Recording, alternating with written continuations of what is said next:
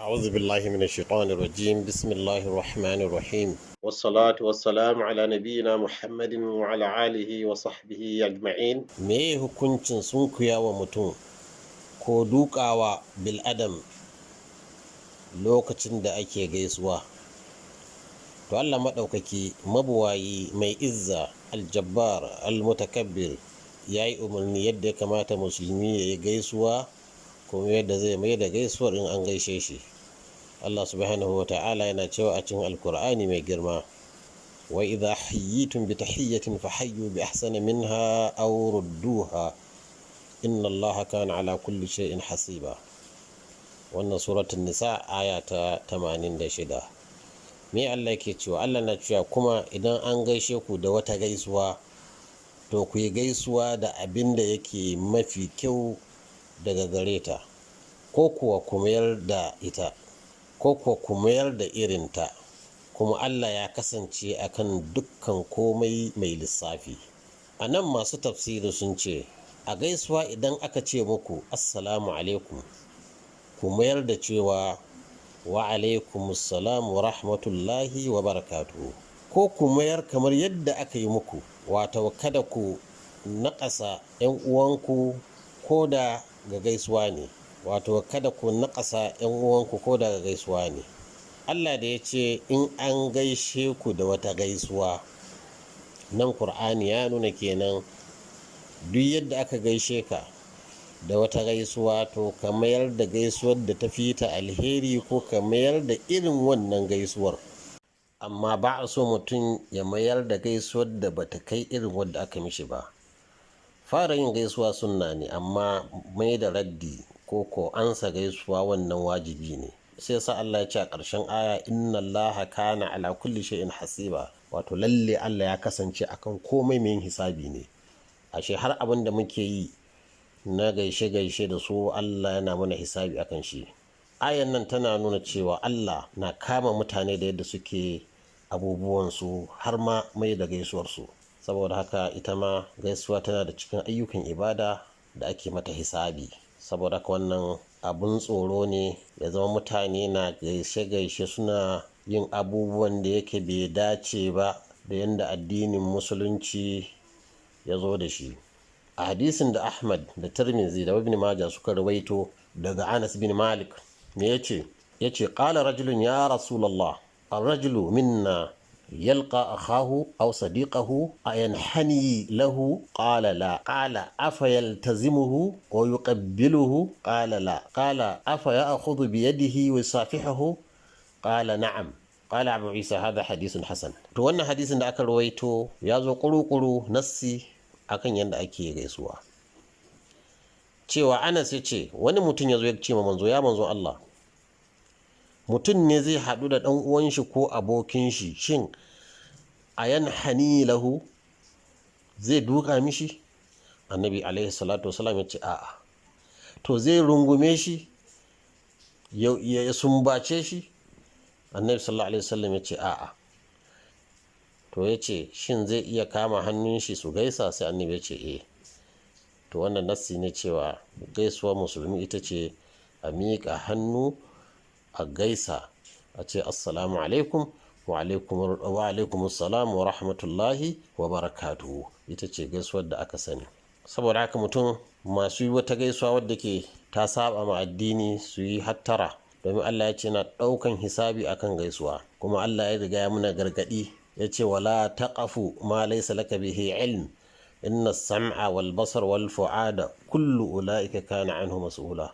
Kuma kada ka yi bibiyan abin da yake baka da ilimi da shi, domin fa wannan ji da gani da zuciya fa dukkan su sun kasance wayannan abubuwa ne wanda Allah zai tambaya a kansu.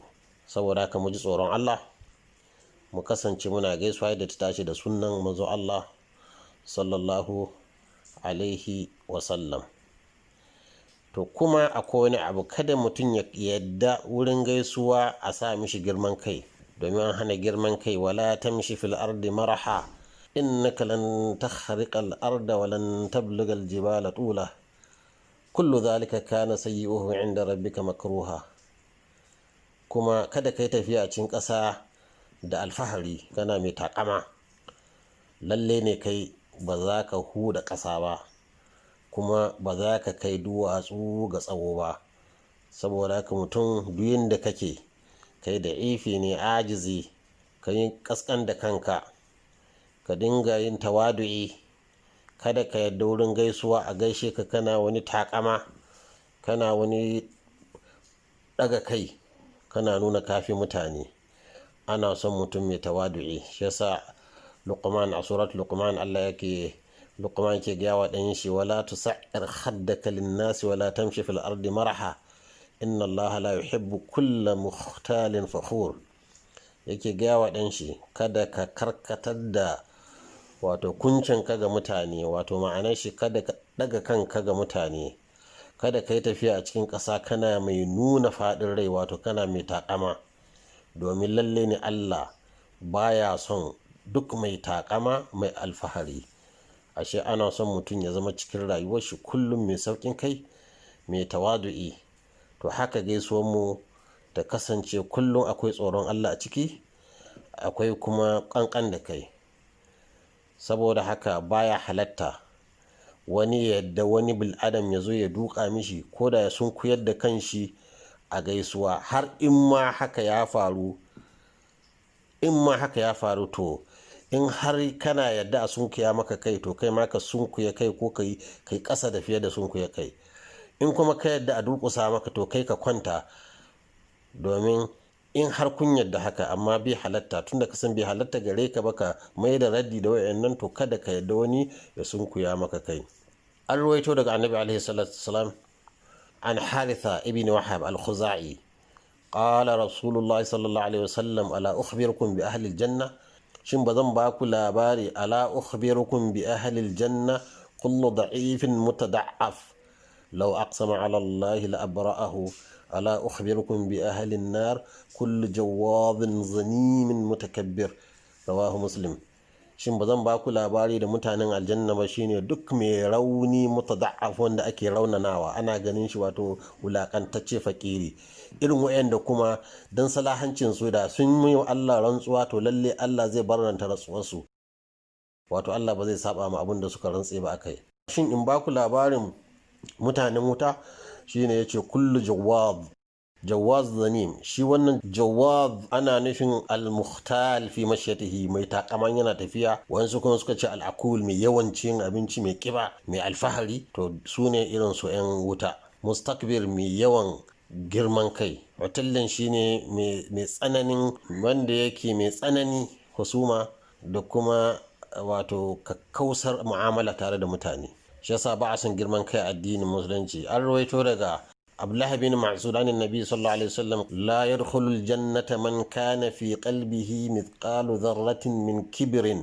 Qala rajul, inna rajula yuhibbu an yakuna thawbuhu hasanan wa na'luhu hasanan. Qala inna Allah jamilun yuhibbu al-jamal. Al-kibru batrul haqqi wa ghamtun nasi, rawahu Muslim. Wannan ibn Amr rawaito daga Abdullah bin Mas'ud, annabi alaihi salatu wassalam yace, wanda yake akwai misqala, wato misalin nauyin ɗan ƙaramin ƙwaro shine zarra a cikin zuciyar shi na girman kai, to ba zai shiga aljanna ba. Sai wani mutum ya ce ma annabi alaihi salatu wasallam, to ai wani mu yakan so ya ga tufan shi yana da kyau, ko takalman shi yana da kyau. Sai annabi ce, ai Allah mai kyau ne, kuma yana son kyau. Ana nufin girman kai, ka ga gaskiya ka danne ta, ka kibinta, ko ka yi mata girman kai. Wa ghabtun nas, kuma ka yinka wulakanta mutane. Shi yasa a musulunci ba a son musulmi ya kasance kullum yana saye da tufa na alfahari, na nuna takama da isa. Shi yasa aka rawaito daga Ibn Umar radiyallahu anhu qala Rasulullah sallallahu alaihi wasallam, man labisa thawba shuhratin fid dunya albasahu Allahu thawba madhallatin yawm al-qiyamati thumma ulhiba fiha annar. Wannan an rawaito shi, Ibn Majah ya rawaito shi. Kuma a wata riwaya a ce, man labisa thawba shuhratin albasahu Allahu yawm al-qiyamati thawba madhalla. Duk wanda saka tufa na neman shahara da takama a duniya, to to lalle Allah zai sa mishi tufan wulakanci ranar tashin kiyama, sannan kuma a banka mishi wuta cikin wannan tufa. Allah ya tsare mu gaba daya, Allah ya ba mu tawadu'i. Shi yasa manzo Allah sallallahu alaihi wasallam da bako zai shigo Madina ya ga annabi tsakanin sahabban shi bai iya ma gane waye annabi tsakanin su dan tawadu'i kuma tufan su iri daya. An rawaito Anas bin Malik yace qala bainama nahnu julusun ma'a annabi sallallahu alaihi wasallam fil masjid dakhala rajulun ala jamalin fa anakhahu fil masjid. Mun kasance muna zaune tare da annabi alaihi salatu wassalam a cikin masallaci, sai wani mutum ya zo a kan raƙumi, saboda haka sai durƙusar da raƙumin shi a masallaci, thumma alaqahu ya daure shi. Thumma qala lahum, sai ya ce masu wannan mutanen da gani a masallaci, ayyukum Muhammad wan nabiyyu sallallahu alaihi wasallam muttaki'un baina dhahranayhim. Waye a cikin ku Muhammad, alhali annabi ya kasance yana ginshike a tsakanin su, wasu tsakanin mutane.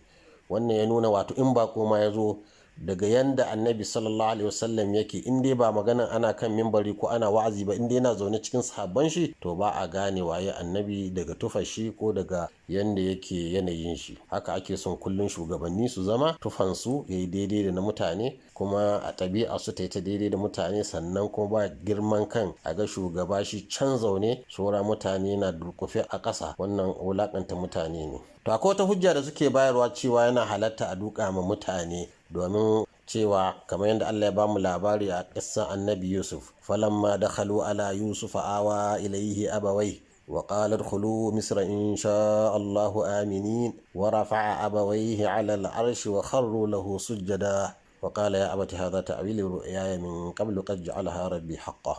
Wato lokacin da Yaqub da sauran yan uwan Yusuf suka shigo Masr, suka shigo garin Misra, shi da suka shiga wurin Yusuf sai Allah ya ce mana wa rafa'a abawaihi ala al-arsh. Yusuf ya daga shigowansu sai ya dora su kan al-arsh, yani al-kursi, ya dora su kan kujera, ku zauna. Amma su dan haiba ko dan menene, kharu lahu sujadan, sai suka fadi suna masu sujada. Sai ya ce musu, ya babana, wannan shine ta'awili, wannan mafalki da nayi gabanin wannan, lalle Allah ya saka wannan mafalki gaskiya. To ashe wannan faduwan nan da suka yi domin Allah ya tabbatar da wani wato nubuwa ne, abinda ya gani tun yana yaro. Allah ya gaya mana ko iz qala yusuf li abihi ya abati inni ra'aytu ahada ashara kawkaban wash-shamsa wal-qamara ra'aytuhum li sajidin. Farkon suratu Yusuf, lokacin da Yusuf ya gaya uban shi, ya ubana, ni na ga taurari 11 da rana da wata, na gansu lalle suna mun sujada. To wannan ta haƙiƙin wannan shine lokacin da ya shigo da su Misra, bayan duk abin da ya faru ya ɗauko su ya ce su zauna kan kujera, amma suka faɗi suka mai wannan sujada domin wannan ru'ya ta zama gaskiya.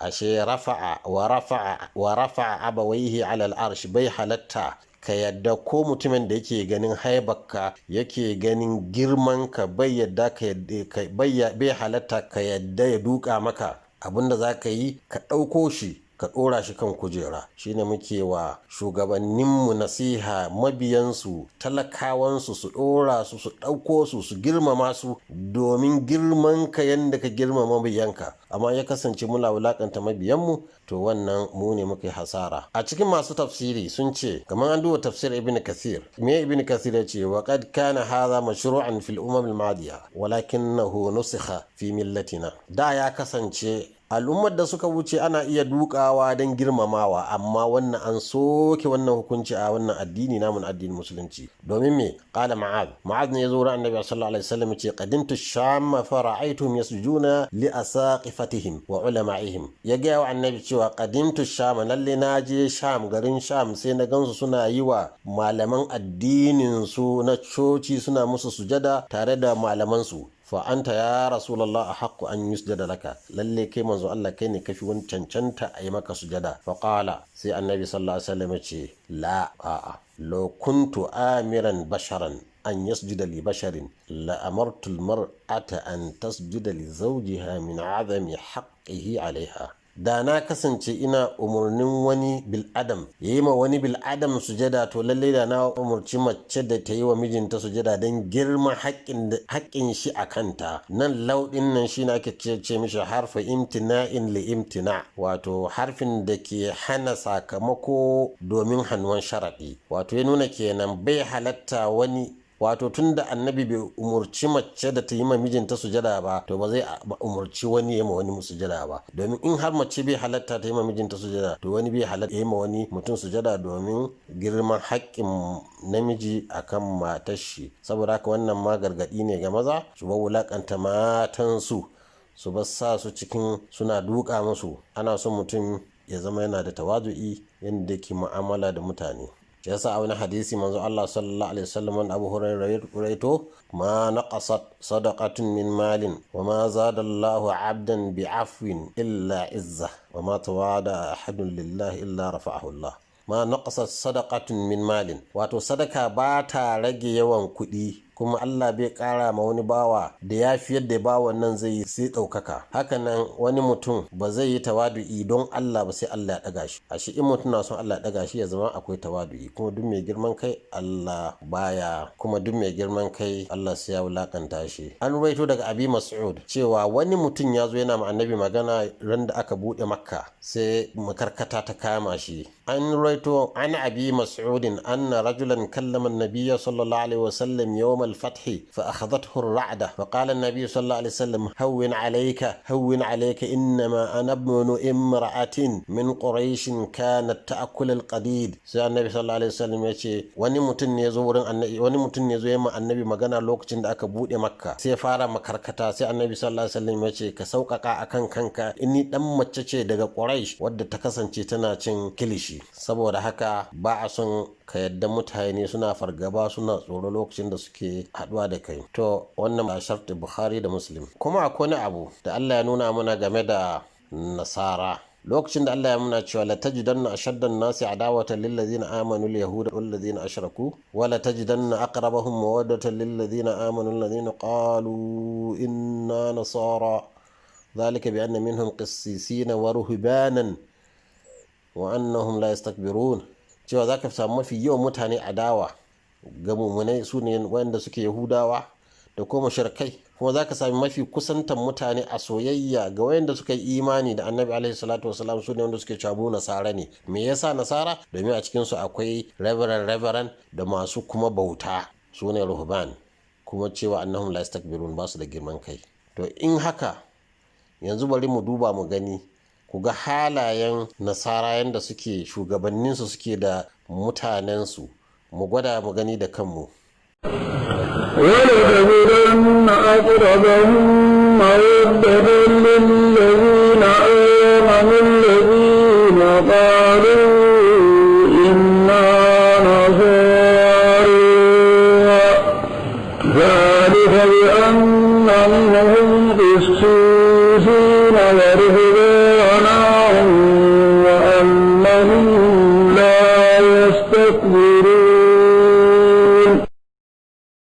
To gashi yanzu abin da muke gani, shugaban Amerika yana gudu zai gaisa da dakarun shi, yana gaisawa da su, yana magana da su, yana ƙoƙarin gaisawa da su. To kamar da Allah ya ce mu, zalika bi anna minhum qissisina wa ruhban wa annahum la yastakbirun, ba su da girman kai shugabannin su. Gashi kuma nan yana gaisawa da waɗansu ɗaliban makarantar soja, su sara mishi ya gaisa da su, kowa a tsaye, ba mai duka ma wani. To haka ya kamata shugabannin musulmai suke da mutane, da mabiyansu, da dogaransu, da dakarunsu. Bai kamata ya zama a ce wani ya zo ya duka ma wani ba. Kun ga kowa a tsaye, ya miƙa hannu a gaisa, a yi magana. To haka wannan ga shugaban Rasha Putin ya zo yana gaisawa da mutanen shi, shi ma gashi nan yana gaisawa ɗaya da ɗayansu. To ga wani dai shugaban addini wanda yake yana so ya duka ya gaisa, sumbace shi, saboda ka ji haushin shi. Wannan sakaran limami ne. To yanda suke, in ma ana ƙoƙarin duka musu, ƙi suke yi. To wannan ne hali ya kamata musulmi su yi. Wannan shi kuma wani ɗan dambe ne. wanda yake ya ci nasara a dambe ga shi ya zo ya zauna da shugaban Rasha ga kujera iri ɗaya ga shi ya zo ba wani tufansu ɗaya komai nasu ɗaya, wannan wani ɗan yaro ne ƙarami shi kuma ya zo ya miƙa wa sarauniya hannu suka gaisa ba tare da dukawa ba. Waɗannan mutanen Japan sarakunan ne ke fara duƙawa mutane in sun sunkuya kai sannan mutanen su sunkuya kansu. To mu ma kaman yanda sarakunan mu in shugabannin siyasa suka zo sukan tsaya su gaisa da su, su karrama su, su ba su kujera su zauna, to haka ya kamata sarakuna su girmama mutanen su, al'umman su ba su kujera su zauna su tashi su gaisa da su, haka ya kamata shugabanni su yi ma mutanen su ba ka wulaƙanta mutanenka ka ƙasƙantar da mutanenka da hakimanka wannan ba hanya ba ce ta musulunci. Wannan tsarin da turawa ya kawo ya zama cewa ba wanda zai duƙa ma wani shi ne ya fi cancanta da musulunci. Wannan sarkin Jordan Abdullah ga shi ma ya sauko daga mota ya samu cikin talakawan shi ga shi nan yana gaisawa da su gaisuwa ta girmamawa da kuma karramawa da maida mutum ɗan adam wato ba irin yanda muke gani ba a ƙasashen mu. Wannan yarima ne amma lokaci shi ya zama sarki Abdulaziz ga shi ya zo ya gaida babban malami Sheikh bin Baz yanda suka gaisa ya rungume shi ga su nan mutane kowa yana gaisawa da shi ba tare da wani duƙawa ba ko gafara menene zaki da abubuwan nan da suke faɗa. Ga shi nan zaune a wuri suna hiran su suna girmama juna suna soyayya da juna ba wulaƙanta ɗan adam sai karrama ɗan adam, to haka ya kamata musulunci ya zama. Wannan ga sarki Salman shi ma ga shi nan ya zo yana bi cikin mutanen shi ba gyara zaki kowa ga shi nan mai magana da shi da mai gaisawa da shi kuma ya tsaya ya yi ma mutanen shi bayani, to haka ya kamata shugabanni su zama suna girmama mutanen su, suna daraja mutanen su, suna karrama mutanen su ba suna wulaƙanta su ba, a sa mutum cikin wulaƙanci wannan duk ba hanyar musulunci ba ne.